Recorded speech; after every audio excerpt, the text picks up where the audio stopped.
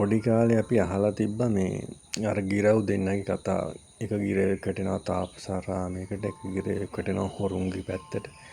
ඇත්තටම මේව නිකන් අර ෆැන්ටසි කතා, නිකන් ආගමික ස්වරූපයෙන් තියෙන නිකන් තේරුමක් නැති කතා වගේ තිබ්බට ඇත්තටම ඒක තමයි ජීවිතේ. ඇත්තටම මේවත් හරියටම හරි. අපි ආශ්‍රය කරන යාළුවෝ, අපි ආශ්‍රය කරන මිනිස්සු, වටපිටාවේ තියෙන දේවල්, අසල්වැසියෝ හැම දෙයක්ම අපේ ජීවිතයට බලපානවා. සාමාන්‍යයෙන් මේ වැඩකට නැති හිඟන යාළුවෝ, ඒ කියන්නේ ජීවිතය ගැන ඉදිරි දැක්මක් නැති, කොමන් සෙන්ස් නැති, ඒ වගේ යාළුවෝ වැඩියෙන් ආශ්‍රය කරන්න අපේ ජීවිතත් ඒ ජීවිතයක් වගේම පල්ලෙහාට පැටෙනවා. ඒ කියන්නේ සාමාන්‍යයෙන් අපේ මේ වයස් සීමාවේ, මේ කාල සීමාවේදී සාමාන්‍යයෙන් තමුන්ට කම්පියුටරෙන් ලියුමක් ටයිප් කරගන්න බැරි නම්, Facebook එකට යන්න තේරෙන්නේ නැත්තම්, YouTube එක පොඩ්ඩක් පාවිච්චි කරන්න තේරෙන්නේ නැත්තම්, Google Map එක බලන් කොහෙවත් යන්න තේරෙන්නේ නැත්තම්, නම්බරයක් සේව් කරගන්න තේරෙන්නේ නැත්තම්, බොහොම පොඩි දේවල්නේ. මේ වගේ දේවල් බැරි නම් ඇත්තටම ඌ මැටි මෝලෙක් මේ කාල සීමාවේ හැටියට. ඒ වගේ මැටි මෝලයක ආශ්‍රය කරන එක කෙනෙක්ට පාස් වෙන්න පුළුවන්. මොකද මැටි මෝලව පාවිච්චි කරන්න පුළුවන් තමුන්ගේ අවශ්‍යතාවයන් සඳහා. එහෙම පැත්තකුත් තියෙනවා, නැතුව නෙමෙයි. ඒත් ආර්ථික වශයෙන් මේ වගේ මැටි මෝලෝ හැමතිස්සෙම හරි දුර්වලයි. ඒගොල්ලන්ට ලොකු ආදායම් මාර්ගයක් නැහැ. සල්ලි අතට ආවත් සල්ලි ටික දවසකින් විනාශ කරගන්නවා. මේගොල්ලෝ හැමතිස්සෙම බලන් ඉන්නේ කීයක් හරි මිනිස්සෙක් ඉතුරු කරගත්තොත් ඕක ඉල්ල ගන්න බලාගෙන ඉන්නේ. එයාගේ සල්ලි ටික එයා ඔක්කොම වියදම් කරනවා. අනිත් මිනිස්සයාගේ සල්ලි ටික ඉල්ල ගන්න බලන් ඉන්නේ. උදාහරණයකට දැන් තමුන්ට ගෙයක් දොරක් තියෙනවා නම්, ගෙදර සාමාන්‍ය කොළඹ ලොකු ගෙයක් නෙමෙයි, මම කියන්නේ සාමාන්‍ය මධ්‍යම පාන්තික ගෙයක් තියෙනවා. ඒ ගෙදර පොඩි ඉඩමක් තියෙනවා නම්, චුට්ටි කොටසක් හරි, අනිවාර්යයෙන්ම ඒ ගෙදරට උදැල්ලක්, අලවංගුවක්, විල්බැරෝවක්, ඒ වගේ දේවල් අත්‍යවශ්‍යයි. පිහියක්, මන්නයක්. දැන් මේක වුණත් අල්ලපු ගෙදරින් ඉල්ලන් ඉන්න එනවනම් ඇත්තටම මේ වගේ මිනිස්සු ආශ්‍රය කරන්න එක සුදුසුම නෑ.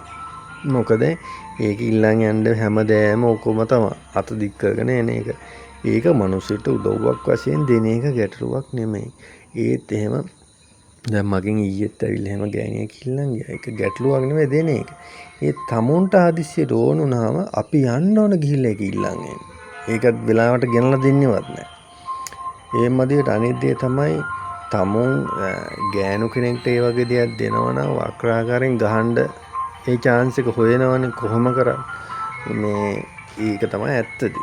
ඉතින් මේක මිනිස්සු තරහ වුණාටත් කමක් නෑ. මගේ අදහස ඔය ගනුදෙනු නවත්තන්න ඕන. දැන් ඊයේ මගේ යාළුවෙක් කිව්වා මට කෝල් කරලා, ඊයේත් කෝල් කරේ, අවුරුදු 15කට විතර පස්සේ අපේ ඉස්කෝලේ යාළුවෙක් ඇවිල්ලා එකපාරට ගෙදර. ඇවිල්ලා කියලා, අනේ මචං මගේ මේ වාහනයක් ගන්නවා, ඒකට ඇපේට අස්සම් කරන්න කියලා. වාහනයක් ගන්නවද මොකද්ද ඔය එහෙන ජයිලා.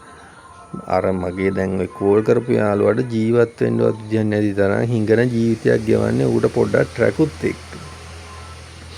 ඉතින් මං කිව්වා දැන් උඹ මොකද කිව්වේ? මං හා කිව්වා. මං කිව්වා උඹට මොලේ කලඳන්නේ නැද්ද? උඹ කාගෙන්වත් ඇහුවේ නැද්ද උත්තරයක් දෙන්න කලින්? ඊට පස්සේ කියනවා එවිල්ල ගෙදර ඇවිල්ලා මහපු නිසා එවිල්ල මුකුත් කරගන්න බැරි වුණා. මං හා කිව්වලු. මං කිව්වා දැන් කෝල් කරපන්. කෝල් කරලා ගියපන්. මම කැමති නෑ, මට බැහැ, ගෙදරින් බැහැ කිව්වා. තරහ වුණාට කමක් නෑ. මේ මිනිස්සයා තරහ වුණාට උඹට නැති වෙන්න දෙයක් නැහැ.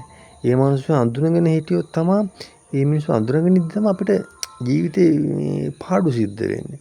මොකද දැන් නිකන් හරි ඔය මේ ගෙවන්න මේ මිනිස්සයා ගෙවන්න නැතුව මේ මිනිස්සයා බ්ලැක් ලිස්ට් වැටිලා ප්‍රශ්නයක් වුණොත් මේ මිනිස්සයාගේ ජීවිතේ තවත් අන්තයට වැටෙනවානේ. ඉතින් මෙයා එදිනදා ජීවිතේ රෙස්පෙක්ට් එකක් නැති මිනිස්සු ආශ්‍රය කරද්දී හරිය පරිස්සමින්, රෙස්පෙක්ටබල් නැති මිනිස්සු. රෙස්පෙක්ට් එකක් තියෙන්න ඕන මිනිස්සෙක්ට, වැදගත්කමක් තියෙන්න ඕන. කෙනෙක්ට අතපාන්න පුරුදු වෙන්න හොඳ නැහැ. මං කියන්නේ කෙනෙක්ට නැති බැරි අමාරුකම් වෙන්න පුළුවන්, සමුදන හදිසි වෙන්න පුළුවන්, ඒවා හරි. ඒත් ඒ දෙයක් වුණත් එහෙම ගත්ත පොඩි ගාණක් එහෙම දුන්නට කමක් නැහැ. ඒත් බලන්න මේ මිනිස්සයා ඒක නියම වෙලාවෙ රිටර්න් කරනවාද කියලා. මේ මිනිස්සයා රිටර්න් නොකරොත් ආයේ මේ මිනිස්සුත් එක්ක ගනුදෙනු කරන්න එපා. කියපු වෙලාවට දුන්නේ නැත්නම් ආයේ ගනුදෙනු කරන්න එපා. අනිත් එක ණයට ඉල්ලන එක නිතර කරනවනේ. ඒ ගනුදෙනු කොච්චර ගනුදෙනු පියෙව්වත් ආයේ ගනුදෙනු කරන්න එපා. ඒ වගේ මිනිස්සු ආශ්‍රය කරන්න එපා.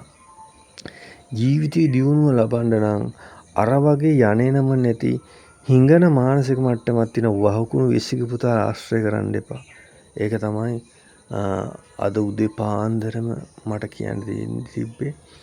ඉතින් ජීවිතේ ගොඩ යන හොඳ මානසික මට්ටමක් තියෙන මිනිස්සු ආශ්‍රය කරන්න. එහෙම නැත්තම් තනියෙන් ඉන්න. හොඳ වීඩියෝ එකක් බලන්න. හොඳ YouTube එකේ ප්‍රෝග්‍රෑම් එකක් බලන්න. තමුන්ගේ මයින්ඩ් එක අප් වෙන දේක් බලන්න. හොඳ බණක් අහන්න. හැබැයි අර වගේ ගොම් ඌසල විශ්සික පුතාලා ආශ්‍රය කරන්න එපා. මොකද ඔයා හිතුවොත් දැන් අද මට ගහන්න හම්බ වෙනවා ඒ නිසා කියලා ලං කරගත්තත් ඒකේ ප්‍රයෝජනේ ටෙම්පරරි සතුටක් දිගු කාලීනව අනිවාර්යෙන් ගැටලු ඇති වෙනවාමයි.